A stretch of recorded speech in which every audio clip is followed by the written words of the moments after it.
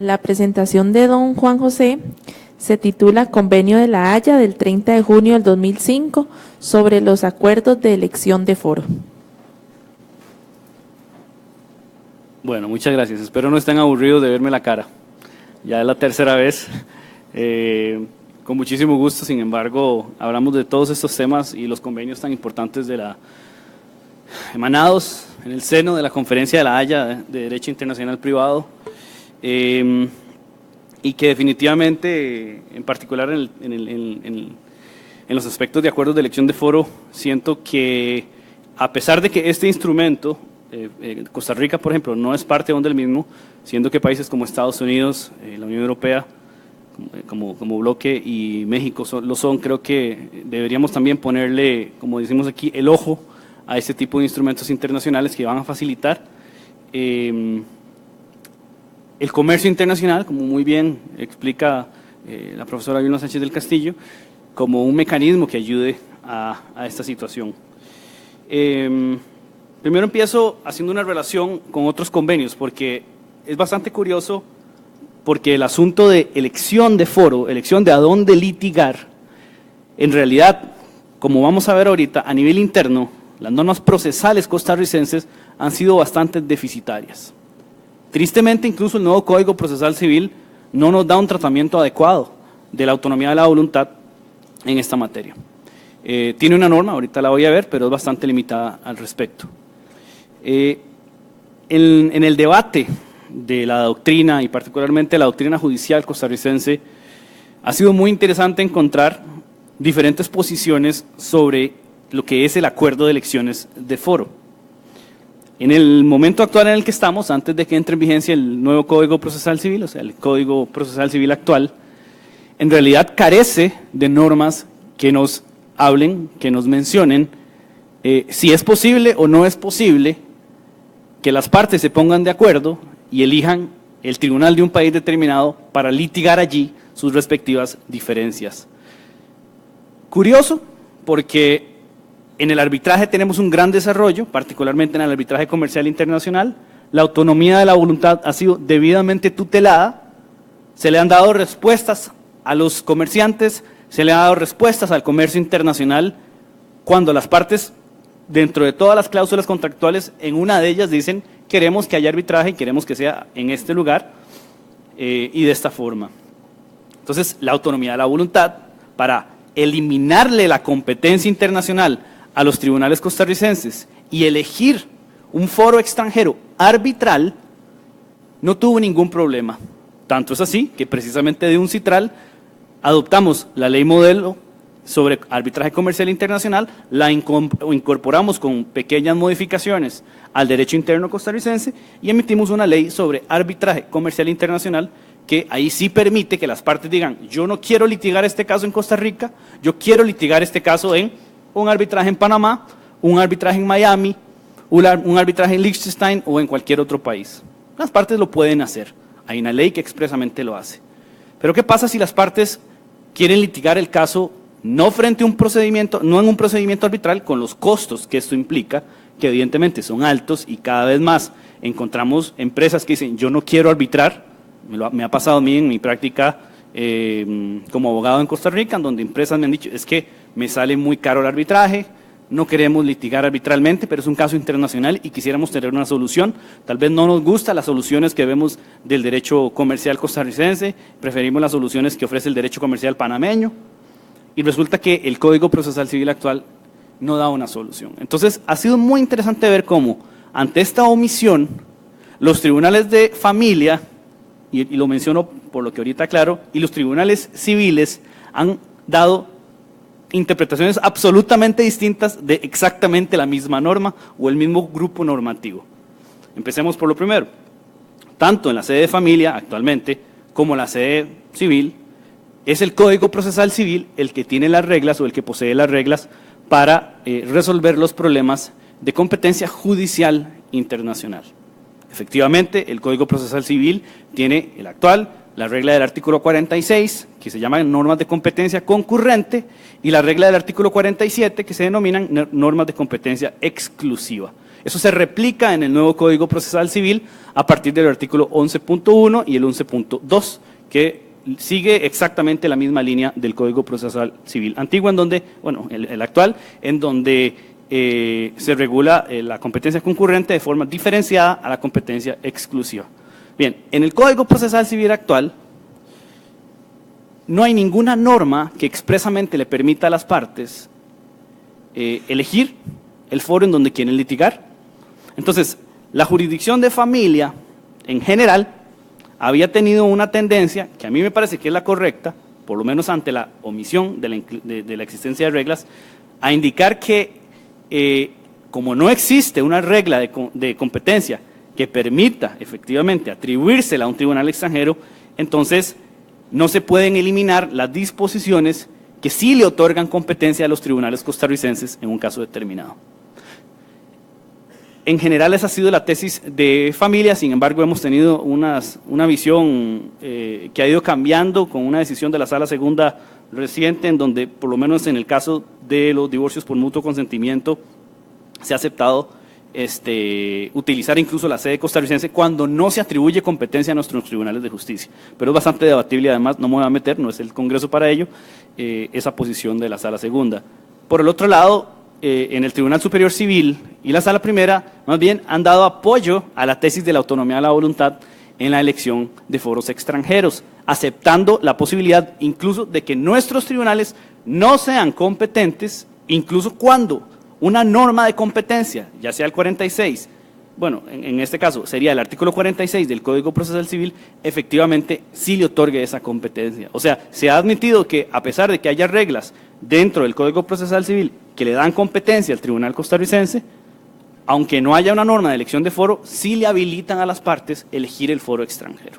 Ese ha sido el debate de las decisiones judiciales costarricenses, que me parece un debate muy interesante, muy pertinente, porque es exactamente sobre las mismas normas, pero con visiones distintas adecuadas a la materia objeto o subyacente dentro del tema discutido.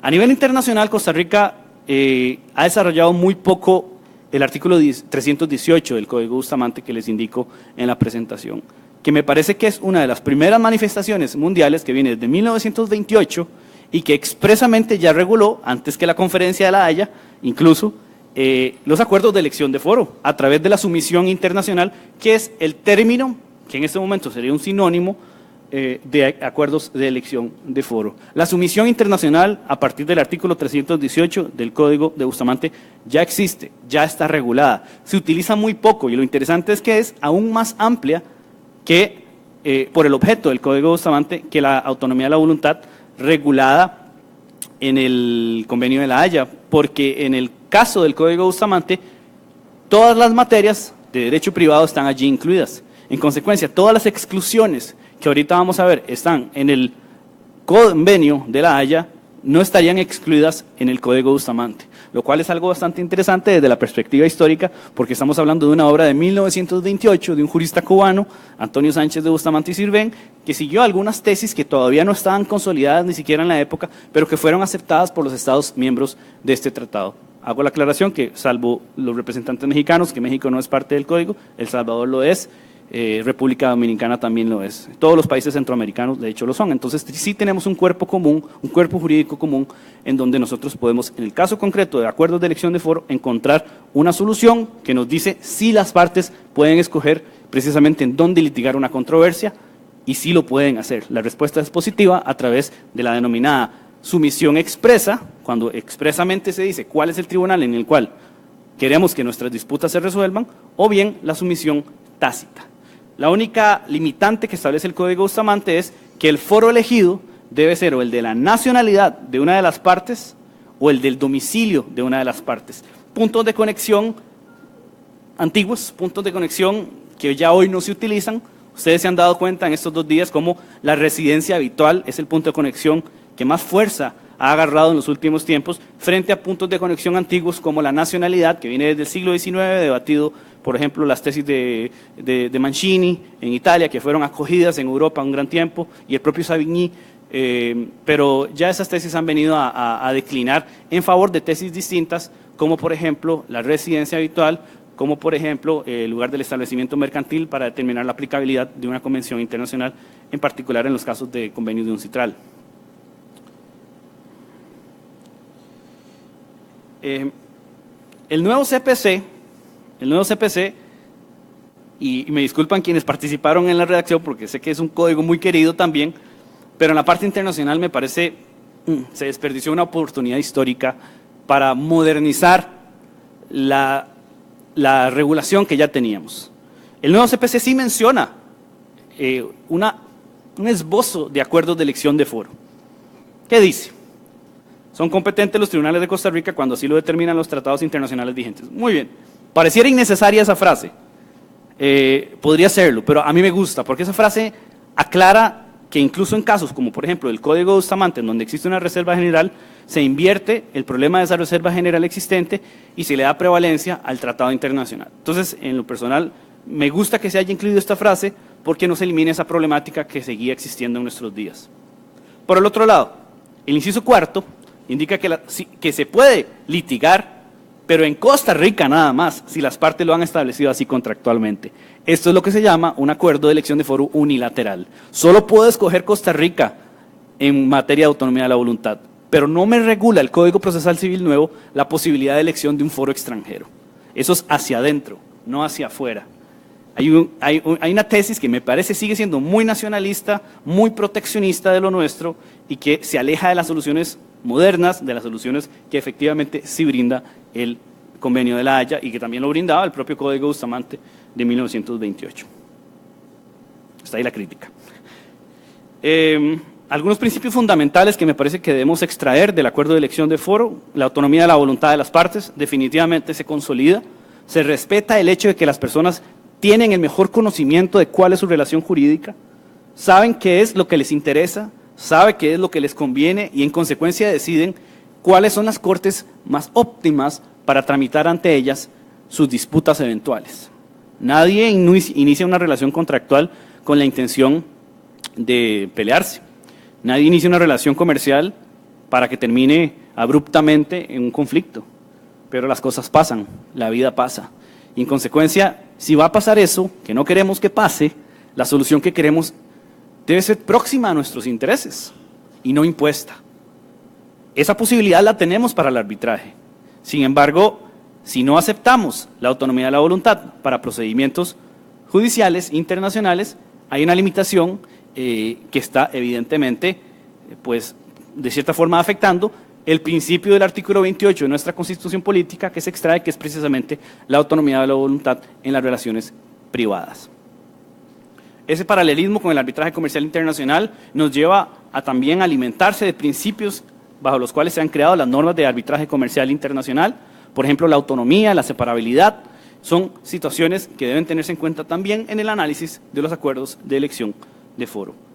Y muy interesante, también siguiendo un poco la lógica de los convenios de UNCITRAL y de otras entidades, como UNIDROA, el artículo 23 del convenio de elección de foro, que es de los últimos, pero que lo puse de primero por la pertinencia en este momento, nos dice que se tiene que tener en cuenta su carácter internacional y la necesidad de promover la uniformidad en su aplicación. Esto es exactamente la misma línea que utiliza la Comisión de Naciones Unidas para el Derecho Mercantil Internacional, CNUDMI o UNCITRAL, por sus siglas en inglés, para resolver precisamente los problemas de interpretación. Ahora, esto es una serie de principios bajo los cuales quienes hacen interpretación de los diferentes textos, los jueces, se obligan entonces a tener que revisar la doctrina internacional que refleja las prácticas judiciales de los diferentes países y a partir de ese estudio el juez va a interpretar ese derecho común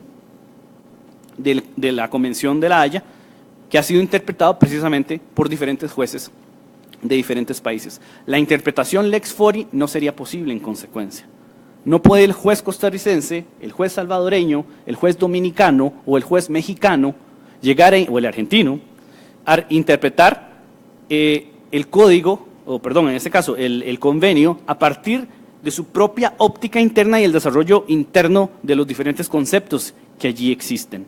Por ende, entonces, en el momento en que se adopta el acuerdo sobre elección de foro, el juez también tiene la obligación de estudiar cómo es que los conceptos que se incluyen en el texto del convenio han sido interpretados en otros países. Son 30 países, incluyendo los miembros de la Unión Europea. Aquí está también, como siempre les he puesto, el enlace directamente a la lista de los países que son miembros del código, del convenio. El artículo primero nos establece el ámbito de aplicación. El presente convenio se aplica en situaciones internacionales a los acuerdos exclusivos de elección de foro que se celebren en materia civil y comercial. Aquí tengo que hacer voy a ponerle un poco de picante, Vilma, a la presentación, si me lo permitís. Sí tengo una diferencia en lo que Vilma explicó a la tesis que sigo yo y que siguen también la mayoría de internacionalistas privados. En realidad, considerar internacional privada una situación y en consecuencia que se adentre dentro del estudio del derecho internacional privado, más allá de una discusión teórica, en realidad tiene un impacto práctico. Ha existido ese debate durante muchos siglos. En realidad, ciertamente, el derecho internacional privado nace como un derecho conflictual. El derecho internacional privado de nuestros días es el que desarrollan inicialmente, bueno, hay todo un debate, si empieza en la Grecia clásica y en la Roma clásica, con algunas manifestaciones embrionarias que existieron de normas de conflicto, pero el origen del derecho internacional privado está realmente, según la doctrina casi que consolidado, con las escuelas estatutarias del siglo XII, el XIII y después XIV, los glosadores y los postglosadores, quienes a partir de las tesis de Accurcio comienzan a hacer todo un análisis conflictual del corpus iuris civilis. Entonces, por muchos siglos, efectivamente, el debate sobre qué es derecho internacional privado fue un debate conflictualista. En el siglo XX y el siglo XXI ese debate fue modificado. Particularmente recomiendo la tesis de Friedrich Junger en el curso de La Haya del 83, donde él nos habla de lo que se denomina el pluralismo metodológico como informante del derecho internacional privado. En él, una de las grandes conclusiones es que el método que debe utilizarse para caracterizar a una situación como internacional ya no es nada más el método indirecto, sino también el método directo. En el método directo ya se resuelven el fondo de las controversias. Savigny ya nos hablaba de eso, pero para Savigny, del siglo XIX, eso era utópico. Para Savigny, lo que está haciendo hoy un Citral, por ejemplo, era imposible. Entonces, a él le costó mucho atreverse a incluir, incluso en su Tratado de Derecho Romano, al derecho internacional privado sustantivo. Por eso es que ni siquiera quien es el padre del derecho internacional privado actual, que es Frédéric Alphonse Savigny, ni siquiera él se había atrevido a decir es que el derecho sustantivo internacional o el derecho material especial internacional es parte del derecho internacional privado. Pero a partir del siglo XX y el siglo XXI actual, definitivamente ha habido un pluralismo metodológico que sí ha ido incluyendo al derecho internacional privado con más materias que ha venido absorbiendo.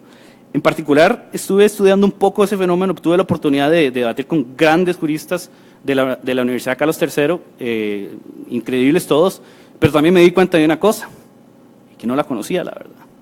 Y es que allá, en España en particular, por ejemplo, en la propia Carlos III, el doctor Rafael Illescas tiene diferencias con el doctor Alfonso Luis Calvo Caravaca, y son de la misma universidad. Y uno es doctor en Derecho Internacional Privado y el otro es un gran experto y doctor en Derecho Uniforme. Pero para ellos el problema radica en que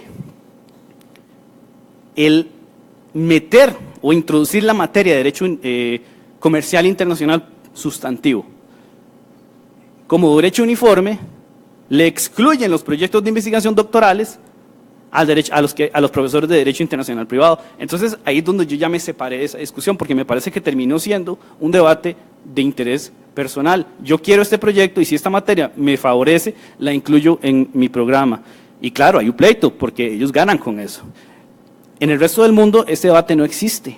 En realidad, el acuerdo que estamos teniendo cada vez más es que precisamente el Derecho Internacional Privado efectivamente sí incluye las materias sustantivas. Que sean consideradas de derecho internacional privado y que el derecho uniforme sea parte del derecho internacional privado, no le elimina a la especialidad del derecho uniforme todos sus principios. Por ende, por lo menos mi tesis personal es que tanto el método conflictual utilizado por la Conferencia de la Haya en general, como también las normas materiales procesales utilizadas por Conferencia de la Haya, son parte del derecho internacional privado, lo son también los Incoterms, lo son también los principios UNIDROIT y lo son también las normas de la Comisión de Naciones Unidas para el Derecho Mercantil Internacional en ese sentido. Y por eso es que este artículo primero, cuando nos viene a definir qué es una situación privada internacional, lo hace precisamente bajo esta óptica.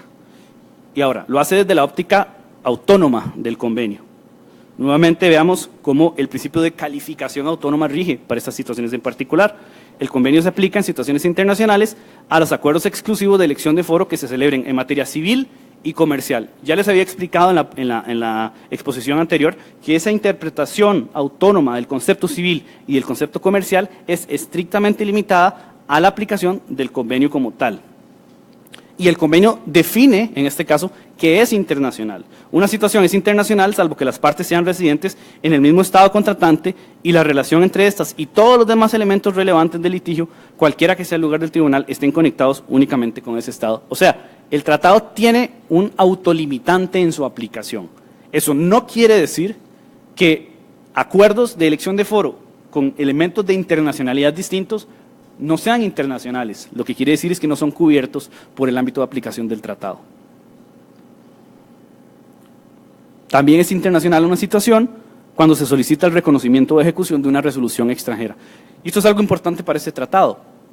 El tratado no solamente regula la posibilidad de que las partes elijan el foro en donde van a litigar, sino también el hecho de que debe respetarse el reconocimiento de la eventual decisión que se emita por parte del tribunal extranjero elegido, salvo las excepciones que el propio instrumento establece. Ahora, a diferencia del Código Bustamante, el Convenio de la Haya sobre acuerdo de elección de foro sí tiene muchas exclusiones. El convenio no aplica en varias materias por estrategia, porque para llegar a acuerdos internacionales hay ciertos temas que son más sensibles que otros. Hay ciertos temas que es mejor debatirlos de forma independiente. Hay ciertos temas que requieren un análisis específico y que debatir sobre todos los temas en un solo tratado implicaría también uno de los grandes fracasos del Código Bustamante, que fue que ese código no fue aprobado por varios países. Bueno, voy a ir rápidamente indicándole las razones por las cuales se excluyen algunas materias. Cuando son personas físicas actuando en casos de razones personales, familiares o domésticas, los temas de consumidores están afuera, los contratos de trabajo están afuera, los temas de estado de capacidad de las personas están afuera, las obligaciones alimentarias están afuera, o sea, los temas de derecho de familia no se incluyen en esta situación. Los testamentos están afuera, las sucesiones, la insolvencia, el transporte de pasajeros y mercaderías están afuera, hay convenios para eso. La contaminación marina está afuera, todos los temas relacionados con la misma también están excluidos de la aplicación del tratado. Los temas de libre competencia están también excluidos del tratado, la responsabilidad por daños nucleares, daños corporales y morales, demandas de responsabilidad extracontractual, derechos reales, la validez de personas morales jurídicas conocidas aquí, la validez de derechos de propiedad intelectual, la infracción de derechos de propiedad intelectual en general, incluso derechos de autor y derechos conexos, y la inscripción de registros públicos, con toda, con la intención de excluir precisamente materias que tienen ciertas especialidades que hacen necesario que se excluyan de un tratado que se limita a lo estrictamente civil y a lo estrictamente comercial. Pero ven que ya la definición de civil y la definición de comercial en este convenio difiere del otro convenio de la Haya también, que sí incluiría estas materias, o varias de ellas.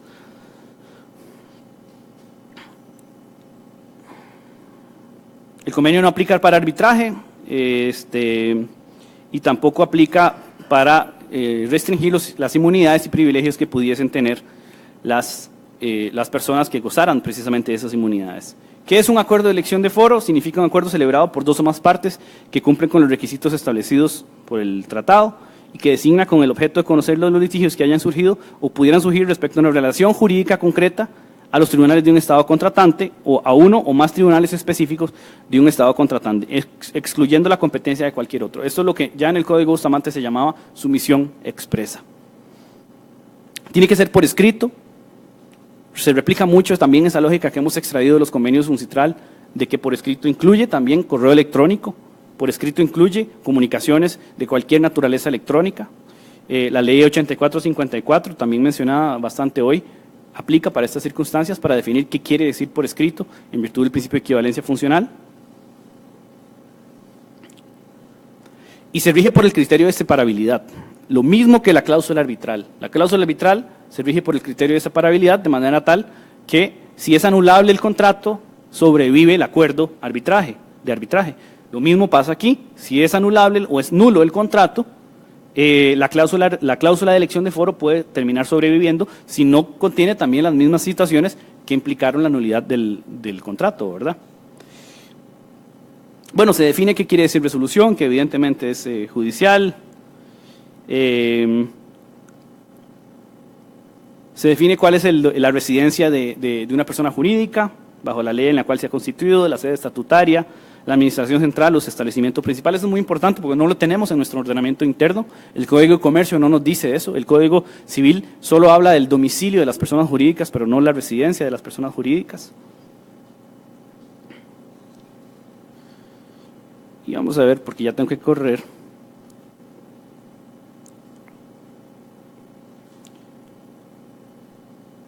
Establece obligaciones y consecuencias negativas y positivas. Las consecuencias positivas son el otorgamiento de competencia a un tribunal y las consecuencias negativas son que se le elimina la competencia al resto de tribunales. O sea, si el tribunal elegido es el de México, el de Costa Rica que reciba una solicitud para iniciar un procedimiento ante él debe declararse incompetente, de oficio, oficiosamente. Y si no lo hace de oficio, las partes se lo tienen que solicitar mediante la respectiva excepción. El convenio no aplica para medidas cautelares. También se busca excluir la aplicación del convenio para este tipo de circunstancias. Se enfoca mucho también en reconocimiento de ejecución de las decisiones, como les había mencionado anteriormente. Se busca que se respete ese acuerdo a través del reconocimiento de la decisión eventual. El Estado puede rechazar mediante una declaración esta sección, sin embargo no lo recomendamos, como tampoco se recomendó la emisión de declaraciones o reservas para el convenio de obtención de pruebas.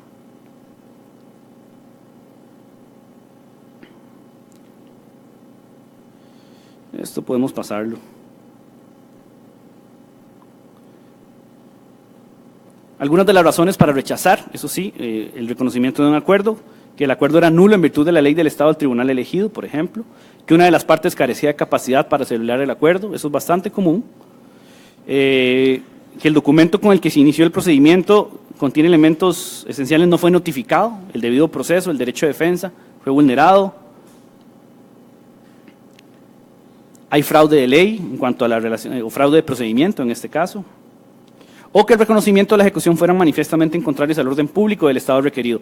Aquí vuelvo a insistir, cuando hablamos de orden público, estamos hablando de orden público internacional, principios de orden público internacional. No es la diferencia simple entre el derecho privado de un país y el derecho privado del otro país. Es que haya manifiestamente algo contrario a los principios fundamentales que dan coherencia y cohesión al sistema jurídico del país receptor.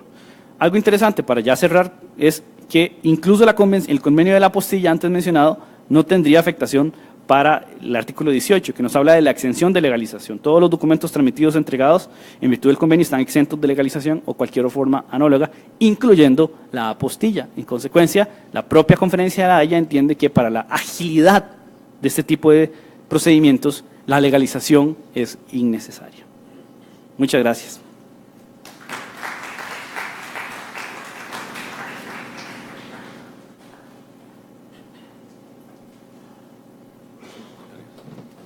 Bueno, muchas gracias al profesor Obando.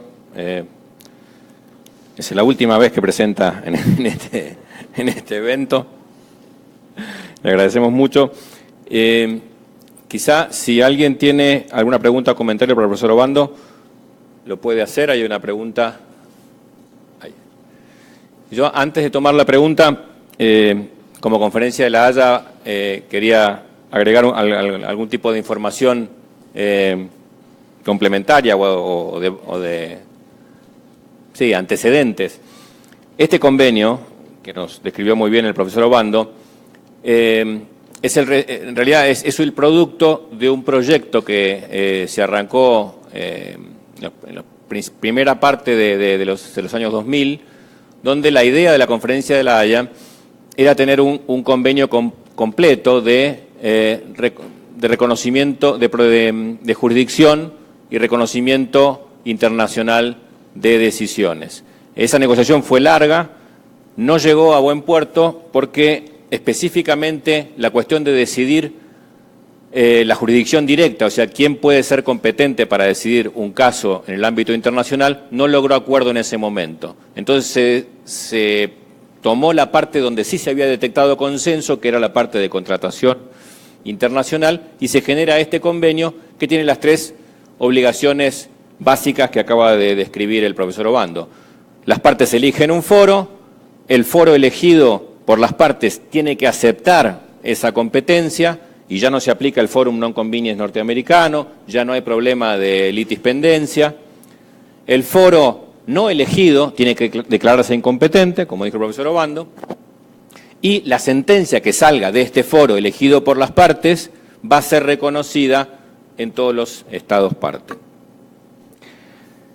Tiene suma importancia para el comercio internacional este convenio, tal es así que la Cámara de Comercio Internacional lo viene recomendando, la Asociación Internacional de Abogados también, inclusive organismos como de integración regional como la APEC, la Asociación de Integración del Pacífico, lo promueve. El año pasado estuvimos participando en un evento sobre la cadena de suministros, donde se piensa especialmente en los contratos que suscriben pequeñas y medianas empresas, que como decía el profesor Obando, no tienen la capacidad económica para ir a la vía del arbitraje y tienen esta alternativa que es elegir la justicia, pero de una forma segura, previsible y que facilita y promueve el comercio internacional. Por eso aquellas jurisdicciones, aquellos países que tienen una política de facilitar el comercio, claramente tienen aquí un instrumento que va a promoverlo a todas luces. Y ahora sí, tomamos la pregunta. Es un comentario sobre el tema de la cláusula de elección de foro en el nuevo Código Procesal Civil, al menos mi punto de vista. ¿Cómo entender el tema? Las normas procesales se dice que son de orden público y el hecho de que sean de orden público limita mucho la existencia de convenios respecto de su aplicación. Limitación que surge, uno entiende, en garantía del derecho de defensa y del debido proceso, que a través de una cláusula contractual, por ejemplo, no se vaya a limitar el debido proceso o el derecho de defensa de una parte. Y sobre este tema, el Código Procesal Civil nuevo, en el artículo 3.5, tiene una regla sobre la indisponibilidad de las normas procesales, que, como les comento, esa sería la regla, que las partes vía cláusula contractual no podrían fijar, por ejemplo, que una parte soporte la carga de la prueba o que otra renuncie anticipadamente a un recurso, a una excepción o que le limita el plazo para contestar la demanda, porque todo eso le afecta al derecho de defensa. Pero dentro de las excepciones a la indisponibilidad de las normas procesales se establece la sumisión de competencia admisible. Entonces, aquí el punto está cómo interpretar el artículo 3.5 en este concepto de sumisión de competencia admisible. Es cierto que tenemos el artículo 11.1 en el inciso 4, que hace referencia a que el Tribunal Costarricense será competente cuando vía contractual se haya establecido esa competencia. Y bueno, al menos es mi punto de vista, yo entendería que eso es una norma enunciativa que está diciendo que para ese caso será facultativamente competente. Yo entendería que eso no excluye una cláusula contractual donde las partes establezcan una competencia diferente, desde luego en un caso que no sea de competencia exclusiva de los tribunales costarricenses, porque ahí obviamente va a ser contrario al orden público y no podría aceptarse la cláusula contractual. Pero esto podría tener relevancia, por ejemplo, para un caso en que la demanda se presente en un tribunal costarricense y vía excepción la parte demandada alega la existencia de la cláusula contractual que establece la competencia de un tribunal extranjero. De nuevo, todo esto pasa por cómo interpretemos el artículo 3.5 cuando vía excepción a la indisponibilidad de las normas procesales se establece sumisión de competencia admisible. ¿Qué será sumisión de competencia admisible? Podríamos eventualmente relacionarlo tal vez con lo que nos plantea el expositor con el tema del Código Bustamante en casos que aceptan las cláusulas de sumisión de competencia. Pero solo para compartir el comentario de cómo, pues respetuosamente entendemos el tema del 3.5, el nuevo Código Procesal Civil, sobre el tema del orden público y la excepción a la disponibilidad de la norma de orden público. Muchas gracias. Muy pertinente el comentario. Profesor, ¿una reacción? Sí, muy rápido. No, excelente el comentario, me parece muy pertinente, ¿verdad? Y de hecho estoy completamente de acuerdo, pero lo que pasa es que tanto usted como yo estamos asumiendo lo que se llama la tesis ampliativa. Podríamos también asumir una tesis restrictiva en la interpretación de la norma, y en ese debate podríamos perder muchísimas oportunidades, e incluso personas podrían perder la oportunidad de litigar el caso en un tribunal que sea el que ellos eligieron, ¿verdad? Va a depender del juez al final y de la jurisprudencia que se vaya desarrollando en el país, que como les dije anteriormente, ya se ha dado ese debate. Y en este momento, bueno, el Código Procesal Civil afortunadamente, incluso algunas situaciones como los exequatur ya los está dividiendo, pero en las diferentes salas, antes era solo la sala primera, pero en realidad los mismos artículos, dependiendo de la materia, el mismo artículo se interpreta de una forma o se interpreta de otra, dependiendo de la filosofía, dependiendo de la tesis y la ideología jurídica, más intervencionista, más estatista o más pro autonomía de voluntad que tenga un juez. Queda demasiado subjetivo a la propia interpretación que tenga una persona, y eso depende de su instrucción pasada, de su visión de vida, de su filosofía personal. Entonces, por eso es que me parece que hubiese sido adecuado que, ya que son normas de orden público, porque efectivamente las normas procesales lo son, precisamente se hubiera incorporado como norma de orden público la tutela de autonomía de la voluntad de las partes para poder elegir esa situación. O sea, perfectamente se pudo haber hecho así, como se hizo, que se puede elegir el foro costarricense, se pudo haber puesto una norma bilateral en donde también se pudiese haber escogido un foro extranjero. Pero nuevamente, sí, estoy muy de acuerdo con lo que usted expone. Bueno, agradecemos mucho al profesor Obando por esta presentación y las anteriores. Ha sido un gran colaborador para este evento, así que lo despedimos con un fuerte aplauso.